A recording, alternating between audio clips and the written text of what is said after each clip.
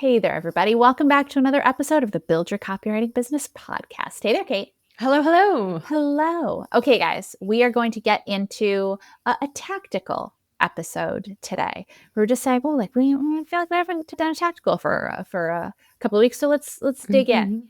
And today we are going to talk about making sure that your copywriting ends up being inclusive.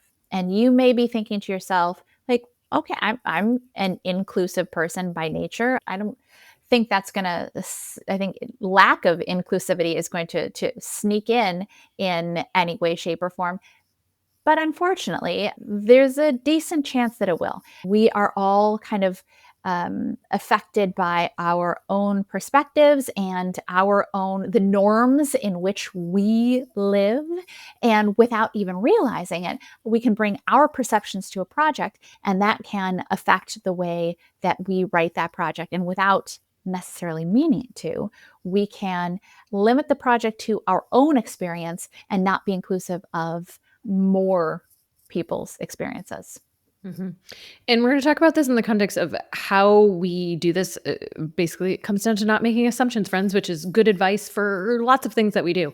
But how we do this while taking into account the creative brief, the target audience, those things should be provided by your client of here's who we are specifically writing to. But you might need to dig into that and ask them more questions, because if it's just, to use an example, men over the age of 50, that's a very broad group. Mm-hmm. What does that mean? Is it a product that is aimed specifically at men? Could it be that their significant others are purchasing for them? Could it be that their children are making a purchase for them? Could it be that it's men of a specific demographic or geographic location or socioeconomics? Yeah, for example, a creative brief that's an email for a men's sweater event. We always just think of there's a creative brief in the course, the men's sweater event. And so we'll diverge from that just slightly, but if you're working with a client and they say, all right, well, we're doing an email, we're going to do a sale on sweaters, or it's getting to be fall, and so we want to do a men's promo sweater. You want to be asking questions about, okay, who's actually going to be receiving this? It might be who is purchasing, who, based on what your client knows, is purchasing these sweaters. Is it the men purchasing the sweaters themselves? And maybe that's the assumption you make. Or maybe you're coming at it a different way and thinking it's women purchasing sweaters for the men in their lives. And that may be the assumption that you make. But even that, it's a very heteronormative assumption. There are plenty of gay men in partnerships where they are purchasing sweaters for their partner or non-binary or any of those kinds of things. And we're not saying that you have to write a piece of copy that is so nondescript that it includes absolutely everyone in the world. But these are questions that you want to ask your client. You want to ask, what assumptions are we making about who this is going to? And they may already be segmenting their audience, and they may be saying, oh, this is a men's sweater event. We're actually only sending it to men. Or they're saying, oh, we're only sending it to women who have indicated that they're married, or we're only sending it to men who have indicated that they're married, making the assumption that all of these kinds of different things. But just taking a creative brief and writing it based on the first thing that pops up in your mind is where some of that non-inclusiveness can sneak in without you even realizing it. And it's not something malicious on anyone's part by any means, but the time to think about that inclusivity is at the beginning of the project. When you don't want to realize that you made an error is when you're sitting down and reviewing the copy with your client, and your client's going, whoa, that's an assumption that shouldn't have been made, and now none of this copy works. Yeah. I think one of the biggest ways to avoid stereotyping an audience is to really focus on the audience's behaviors, their needs, what motivates them. What about this group, if it's to use the sweaters, what is the need? Is it pre-holidays and people need gifts? Or is it we're sending it to a certain geographic location where it's very cold and people are thinking sweaters are top of mind? What are the pain points that relate to this entire audience that probably have nothing to do with stereotypes like what kind of relationship they're in or what their gender is? So these not identity traits basically, but more emotions and what they're doing versus who they are, if that makes sense. Absolutely. And needs and wants still count as a demographic. Look at our company, for example. We're not targeting a specific age group. We're not targeting men or women. Our target is people who like to write, who have always liked to write, and either didn't realize that they could make a living at it. Well, that's usually a big part of it. Didn't realize they could make a living at it, or maybe they've just learned about copywriting and now want proven training. And that's not a niche, right? That's not, I mean, it is, but it's not a classic demographic of, women 35 to 55 who live in the suburbs and who drive XYZ car. The wants and needs can often be so much more insightful than making assumptions about gender or age or race or any of these kinds of things. Yeah, frankly, I think they're so much stronger because you can get to benefit driven copy that way of, okay, what is it that what is their pain point? What is their objection maybe? What is their need and want? And how does what we're offering solve that? How does it deliver on it? So certainly things like young moms or young professionals or families might be part of your brief, and that might help give you a sense of who this piece is targeted at. But it also, that's where you ask the additional questions to say, okay, what is this group feeling? And why does what we're doing matter to them? Why does this email about sweaters matter to them at this moment in time? So anytime we can swap those identity-based descriptors for more behavior-based ones, that's where we're going to get richer copy, more effective copy, because we're writing to someone's emotional need. And as we say again and again, this is part of being a partner to your client. You are not a producer. You are not someone who's just going to take the creative brief and go, oh, okay, I'm going to write.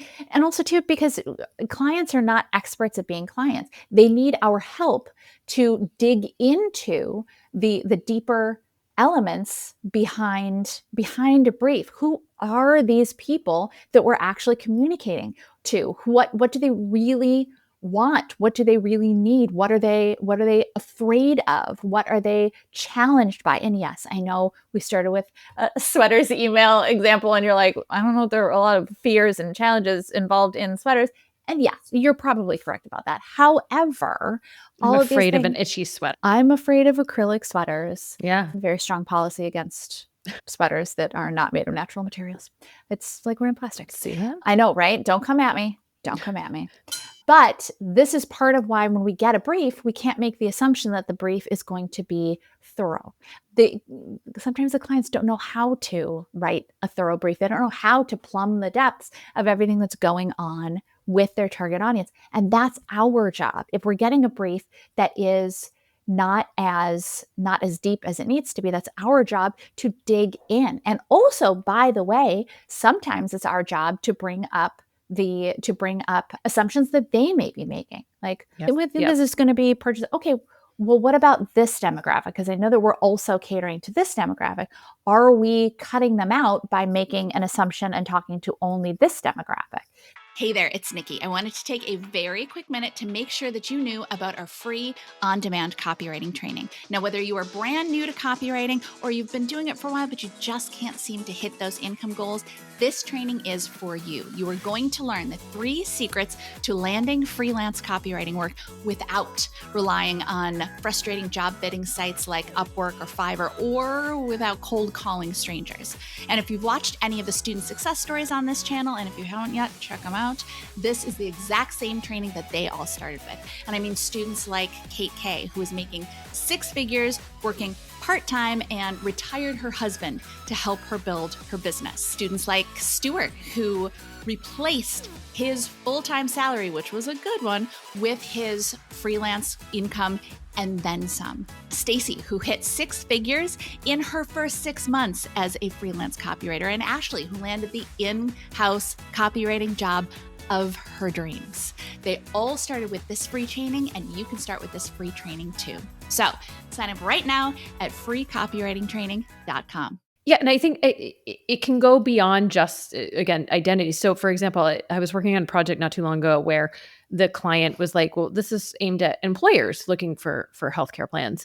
and it was on a webpage. And I thought, well, that's assuming that who's coming here? How are they getting here? You're alienating other people that might be on this page. What about your people that don't have a plan with you? Are you assuming that everyone here is on this plan? And so having, even if that's your main audience, okay, then is there a way though that likely these other people or folks are going to be here too, whether you like it or not? So how can we have ways for them to find the information that they need and direct them to the right place? So that's maybe a little more complicated in the sense that there might be projects where you want to think through, are there more than one audience? And we don't want to muddle the copy down and water it down so that it's kind of trying to talk to everyone, because as we know, you can't. But if there's kind of a umbrella of the audience and then subsections of that audience, how do you then make sure you're giving everyone what they need and where they need it?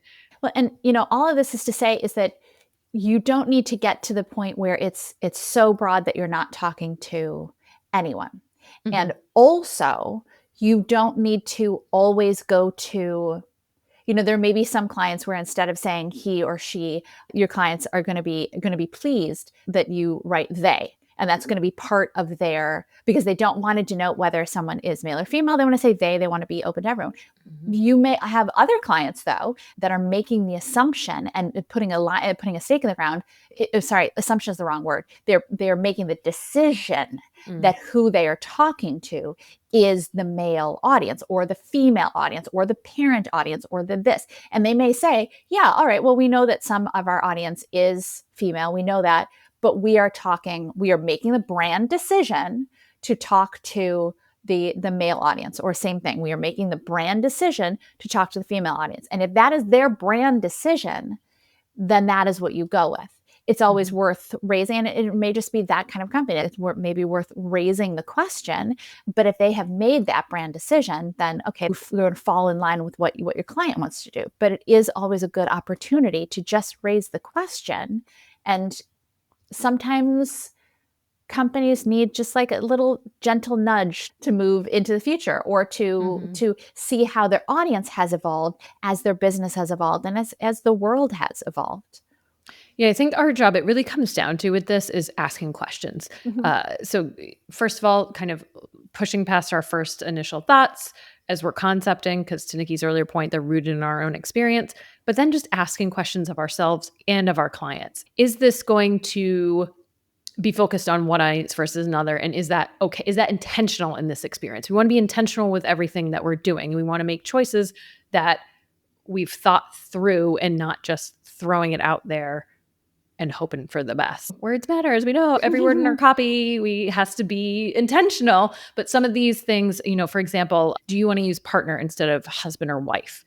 One example that in higher ed we do a lot of campaigns to reach out to students' parents. We never use moms and dads. So occasionally it's parents, certainly, because you can be a parent and use that label whether or not you're a biological parent or not, but often even just family. Hey, do you want to invite your family into this process? So whoever that might be for someone, chosen family, or again, biological family. Folks instead of guys, using those words. So looking at words that denote a certain group or type of person and saying, okay, does that make sense for this? Or is there a better word choice that would still answer the brief, but make this so we're not alienating folks unnecessarily?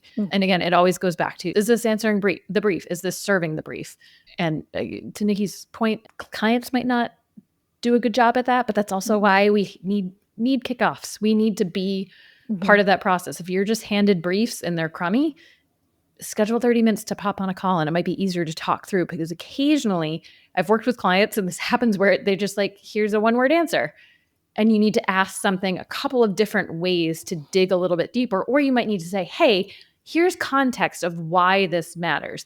If we do this, that could do that. And they might be like, oh, okay, I didn't realize that's why. So it gives you opportunity to have these conversations that need to happen. Yeah, exactly. And this stuff can kind of sneak in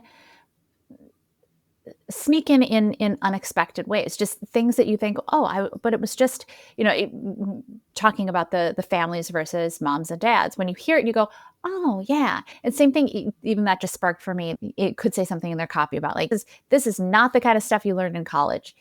Immediately, what you're doing is you're alienating anybody who didn't go to Didn't go to college. college. Yeah. Exactly. And Mhm. especially depending on certain brands, that may alienate a lot of people. Now, there may be certain Yeah. brands where they go, no, the vast majority of our customers did go to college. Okay, so that's not a problem. But these are just the kinds of things that Yeah. that we want to think about. We want to take a moment, take a step back and go, okay, is there a subtext here that I have added, not meaning to do so?